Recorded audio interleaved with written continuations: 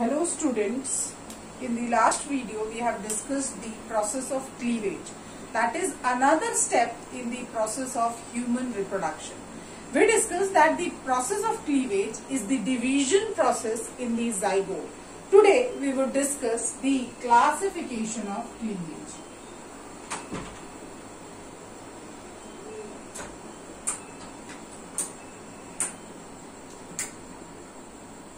Now, as we said, the process of division in the zygote or a single diploid cell to convert it into a fully developed fetus, the division is known as cleavage. So, we can say that the cleavage can be classified on various bases. The first basis of classification is on the basis of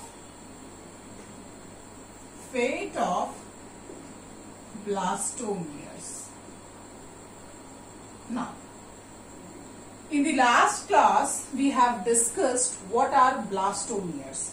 As we say, when a cell divides, it gets converted into two daughter cells. So, in a normal cell division, we see that these two new cells which are produced are known as daughter cells. These are known as what? Daughter cells. But this is the normal division process. In case of cleavage, when a cell divides to form new cells, we call them blastomeres. So now it is clear, blastomeres are the new cells which are produced by the division process which is known as cleavage. So, first basis is the fate of blastomeres. Now what is the fate? It's the destiny of the blastomeres, that in what structure they are going to convert. So, on the basis of fate of blastomeres, the cleavage is only of two types. One is known as determinate cleavage and the another one is known as non-determinate cleavage. Now, as the name suggests, these two cleavage process says when the fate of blastomeres are pre-decided. That means they are decided before only that those blastomeres would get converted into a distinct structure, maybe an organ or tissue or a structure of the body. Hence, we can say when the fate of blastomeres are pre-decided. That means they are decided beforehand, then they are known as determinate cleavage. So we can say if few blastomeres are lost, then that structure which is to be formed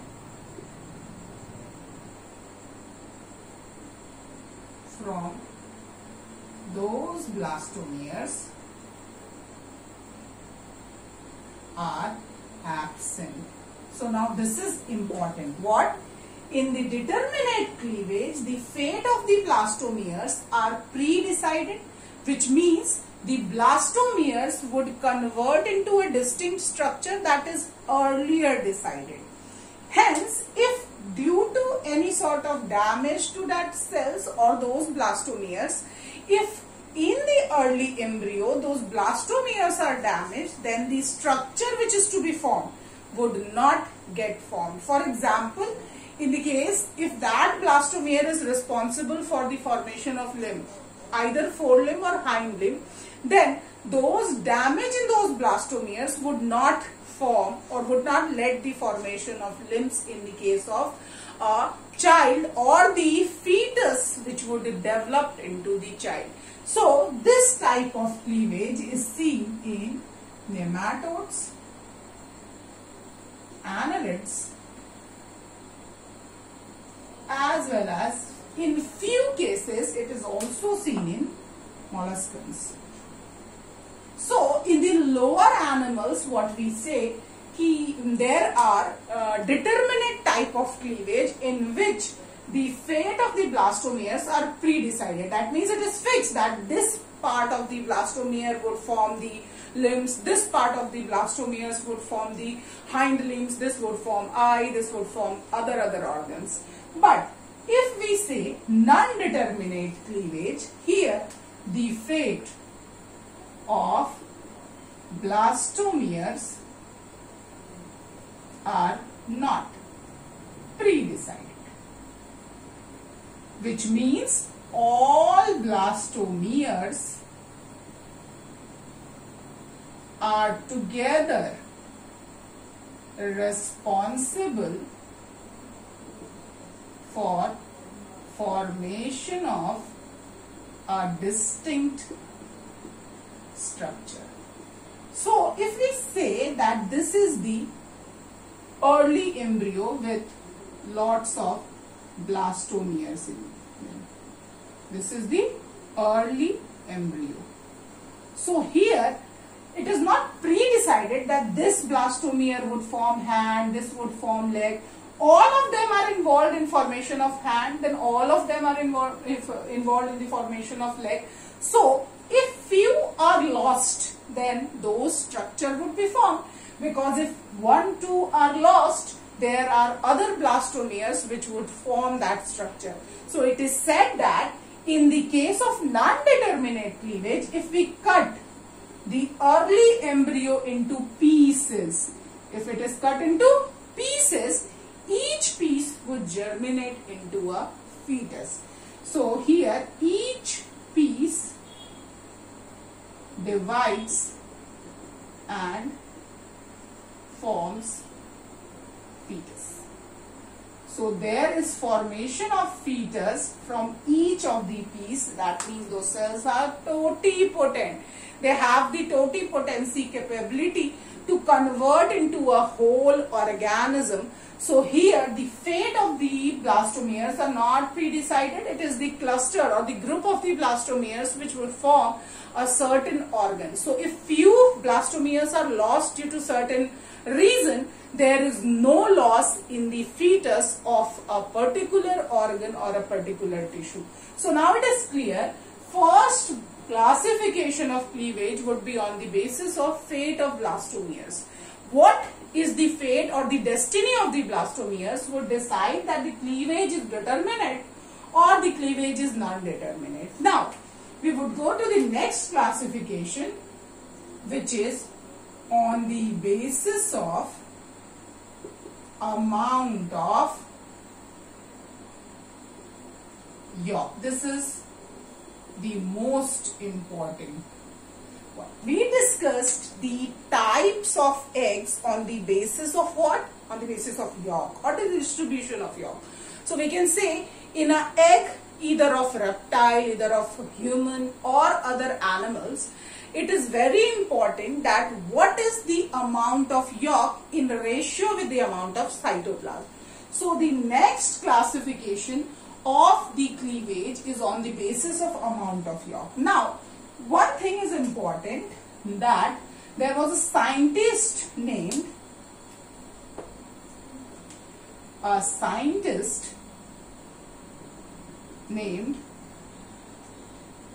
Balfour. He gave a law. What was the law? According to this law, the rate of cleavage is inversely proportional to the amount of yolk present in it. Now, it is very important. What?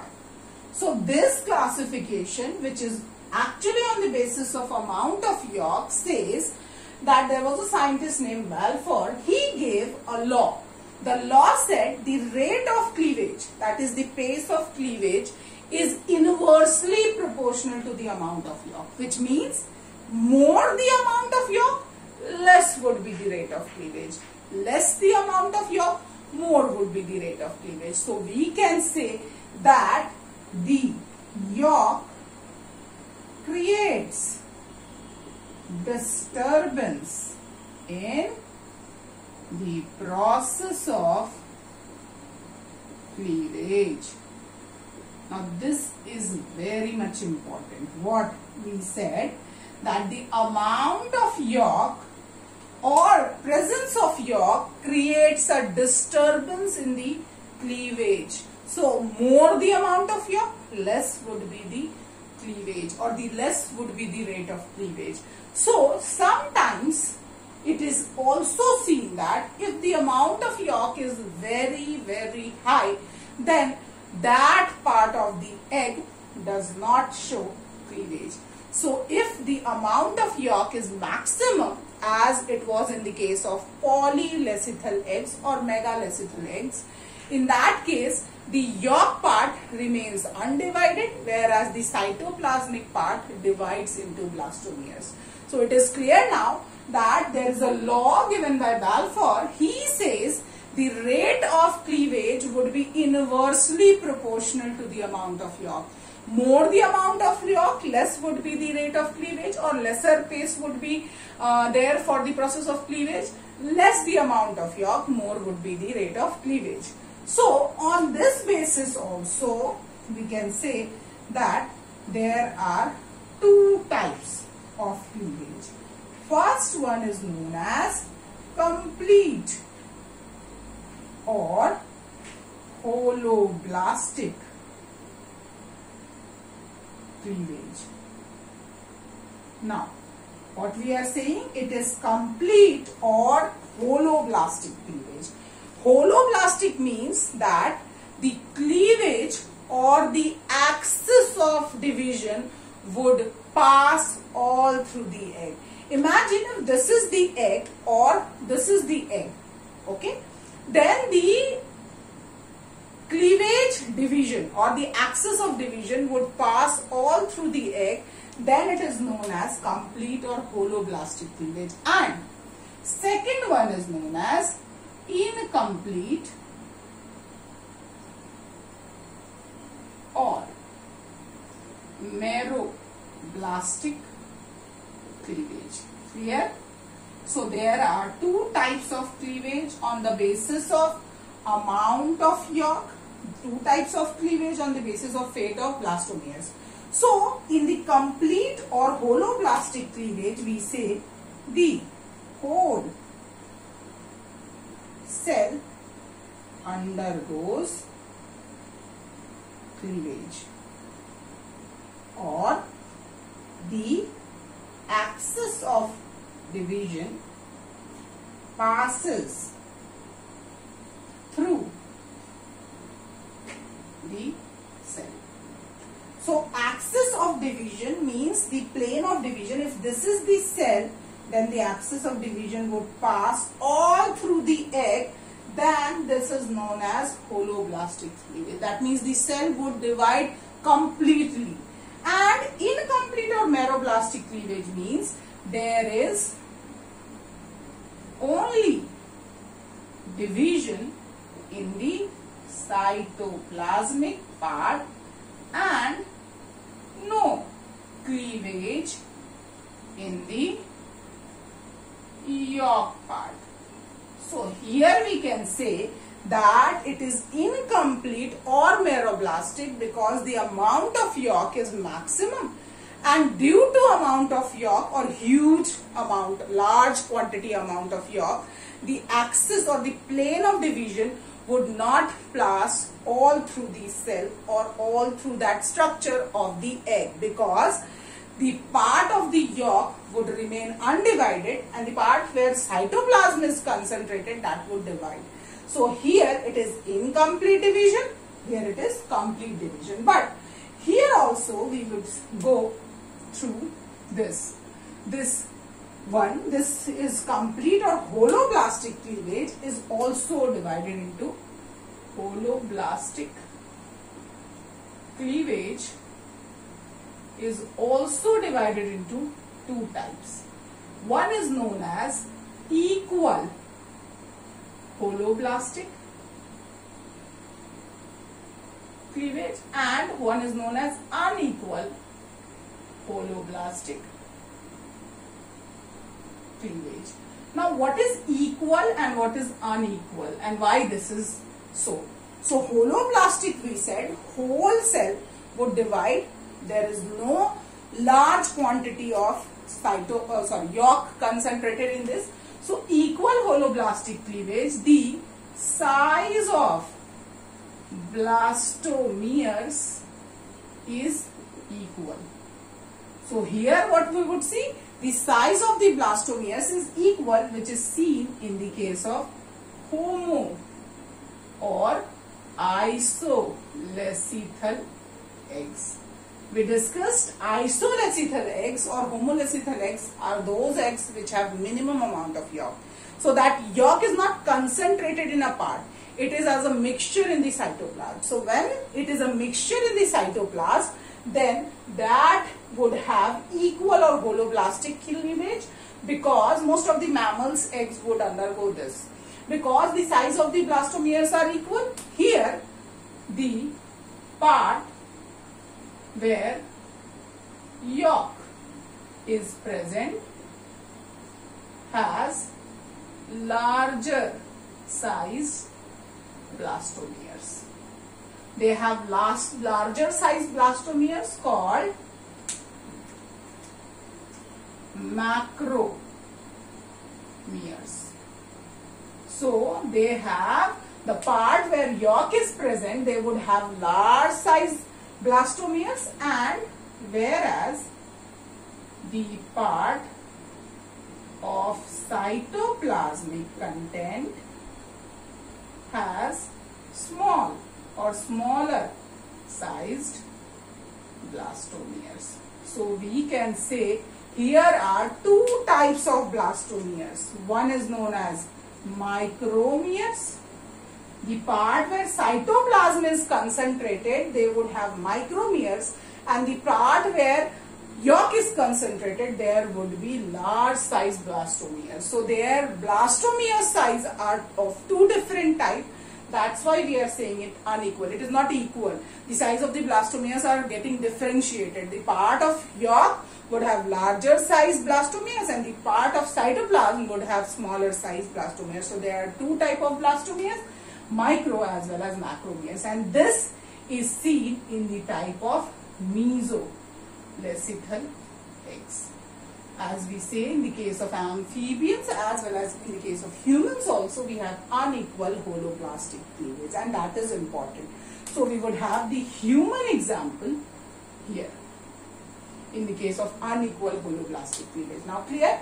Now the second one, which is the incomplete or meroblastic cleavage. Here we would undergo this meroblastic cleavage. This meroblastic cleavage is also divided into two types. Now we said that there is only division in the part of cytoplasm. So all the example would be the macroleucithal or polyleucithal eggs.